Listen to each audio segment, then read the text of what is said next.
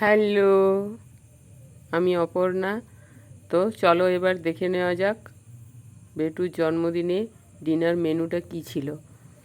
তো এদিকে দেখতে পাচ্ছ মিষ্টি, পায়েস, দই, স্যালাড, পাঁপড়। মেন ডিশ হিসাবে আছে লুচি অ্যান্ড বাসন্তী পোলাও, চানা ডাল আর 5 মেশালি সবজি। তো এই হচ্ছে ডিনার মেনু। তো চলো আর দেরি করছি না, এখন বাজে রাত্রি 10:30। এবার খাওয়া দাওয়াটা শুরু করে নিই। তো চলো, টাটা।